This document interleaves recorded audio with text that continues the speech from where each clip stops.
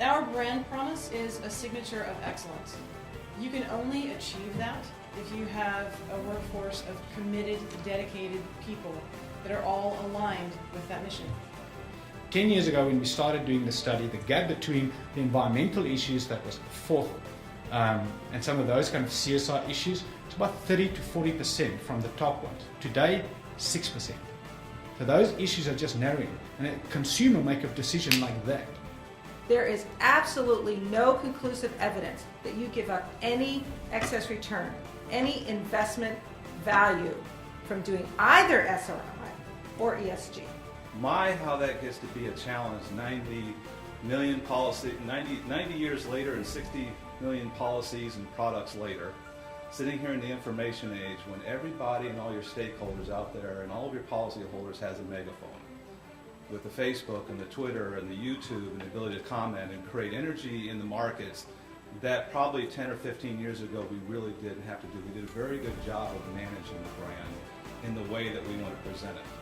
People need to hear the same message 2 to 3 times from different sources in different locations before they're going to believe it. So how do you do that? You need to be part of the conversation. I have a client, love my clients. I have a client who does not have a social media strategy, and they go, well, we just don't want to be involved in that. You go, do you think people aren't talking about you? No. The choice you have is you're either involved in it and you can be part of the discussion, or somebody else can do the talking on your behalf.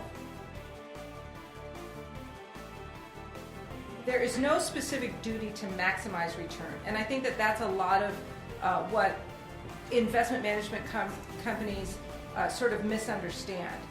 Nobody is actually trying to maximize returns. It's always a risk-return trade-off, right? And so because of that, there's no reason why investment strategies cannot include investments with positive ESG characteristics. I would also argue that companies that fail to do this are really putting their overall businesses at risk, because it's not going to be too long from now that doing less bad is not going to be good enough in the minds of our customers, employees, and regulators. They expect us to do more good with our business. It's kind of broadening the role of the fiduciary, that it's not all about investment return specifically.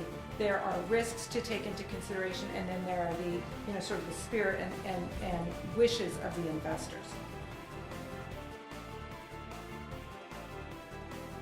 America has to do a reset. There is an inherent problem in integrity and responsibility in the country. So maybe it's good that companies should lead the rebirth, but I kind of see that we need a reset in this in America, and it starts with these kinds of programs. So what do we do with the values? Because if they're on a piece of paper, they don't mean a whole lot. You have to communicate them. You have to make sure that your employees know about them, believe you, believe that you live them. Values with respect to religious issues or environmental issues or political issues, but rather you're trying to create value in your portfolio, economic value, by getting rid of certain risks, by sort of chasing the firms that actually are doing the right thing, so therefore they have happier employees, so therefore they're going to make more money. And so actually, looking for sort of the rosy side of the ESG. Global imperatives are statements about what is true, will be true, is becoming true, and you can't negotiate it. So for example, if we use up resources in the earth faster than they can replenish themselves, we will run out. Unless you've figured out a really good negotiating strategy, we do not get to bargain with that. It's not only how you manufacture something, it's also the consequences of your product. And that product does not have to be a physical product, it can be a service. This drive of giant corporations to shareholder value is just a way of saying we're only here to make money. So we decided that our purpose was to get a balance between our clients and the things that would make them successful, our employees and the things that would make them successful, and our communities we're in, and how can we keep them vibrant and successful. And if we did those things, the result is good profit. Now we've got a chance for innovation. Now we have a chance for something real and meaningful, and to build a really great business, because we aren't borrowing from everybody else's best practices and being like everybody else.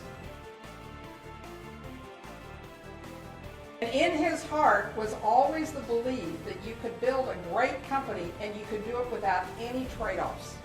You could have investors come to understand what you were doing in an open, authentic way, and they would make the right choices. But that if you weren't open and authentic, that it wouldn't work. But I think these are the things that even though as you're building liaisons in communities and people that can tell your story, and using the social networking space to be able to get your message out, but most importantly, listen to it, so that people can validate and associate with you as an organization by what you say you're doing, you're going to do, but what I see you do every day and the way you respond is critical. In each of these cases, people started with understanding their essence. Colgate's the sense of healthy mind and body. Seventh Generation, this authentic sense of social justice. And with DuPont, this managing risk. And then they found the global imperatives which they most were impacting. And they asked, how can we bring these together to build a really great business that is whole in how it does it? So we want to capitalize on the 98.5% or 99% of the time we got it right. And we satisfied folks. So when I think about the information age, we have a lot of opportunity to do that. To rule number one, be brutally transparent. In the world we live in today, you can't hide anything. You can't hide anything. The discussion is taking place, and if you say something, it is out in the public. So you have to be brutally transparent, not try and control anything, and have a conversation with people. The days when people used to talk about environmental reporting being for tree huggers and all that, that has long since passed. Now, there are real economic consequences to doing or not doing this stuff. Okay, so really all stakeholders care about this, not just the environmentalists. I think being transparent externally for social responsibility on consumer products and to our companies is good. It's more important to be transparent inside to the people that come to work for you. For our customers, we often get questions about the sustainability aspects or attributes of our products. So we've put together, and they're available on our webpage, a series of what we call product environmental profiles. So for each product line, we have a sheet like this that talks about the environmental footprint for that product. That's why organizations are starting to expand beyond their financial reporting into this environmental, social, and governance type of metrics or attributes that they want to report on. There are those out there who believe that that gives a stakeholder better perspective on what the organization is truly doing, how sustainable they are, not just from a green and earth perspective, but how sustainable are they as an organization doing business in the current market conditions with the current resources and environmental resources, labor resources that are available. Those conversations are going to occur with or without us. And we see that all the time. And so we have had to be very transparent from the standpoint of probably passing along a lot more information today to associates than we did 10 years ago. We said we think people will make us more money if they think it's their company. That they think it's their company, they see their hard work, that management is actually functioning as a steward of their hard work to deliver them the financial benefits so they can pay mortgage and have children be in the right place and they do the things with their family. We think when they get that knowledge, we will make twice the money. And I'm here to report to all the faculty that the second year we turned to that, we made the most profit by 4 times in the first 40 years. Never gone lower. We're 3 times industry average right now, net, 3 times the national industry average. We looked at ourselves against an independent benchmarking organization and said, okay, here's what we do well, here's where maybe we're not so good, and it's a pretty brutally transparent document. I'm wearing my general counsel hat, it's really hard to publish those things. Wearing my chief ethics officer hat, it's critical. You have to do that to maintain your brand integrity for your employees, for your guests, for investors, etc. We decided, well, it's fine and good to have what these expectations are out to 2020, but how are we doing today? Where do we fall on the spectrum? Where do we want to be on the spectrum? And what makes sense for our company? Because maybe not every single one of those expectations is most relevant for us. The people in the company are writing the company's own plan without us, which is self-actualizing how businesses should be run and how they're going to be run in the future. we require the top 20 people in the company to be on a community board or industry board. And if they're not, they probably aren't in management anyway, because in our appraisal of who leads the company, we only want people that have a desire to do that. So some of the shyer people that haven't had a reference come to the company, we support them, we make them get on it, we tell them, hey, look, we fully intend for you to go through the chairs. So don't get on the board and go to the lunches. Get on the board, get on a committee, have passion about the organization, move through the chairs and make a difference. Slavery. Try and take a leadership position on slavery today. Missed the boat by about 300 years. But it was a CSI issue. Some companies fought it, they lost it, and today we don't even talk about it anymore. I think the other obligation of management is to continue to think, what is the next thing that could happen? What is the thing that I'm not thinking about today, that we're not planning for today, that could come back and hurt the company and therefore our employees and our reputation, our brand, and at Rockwell, our employees and stakeholders. Your sustainability strategy should flow all the way up to the C-suite and the board, because those types of decisions that are governing the direction of the overall organization should include these new types of metrics and attributes.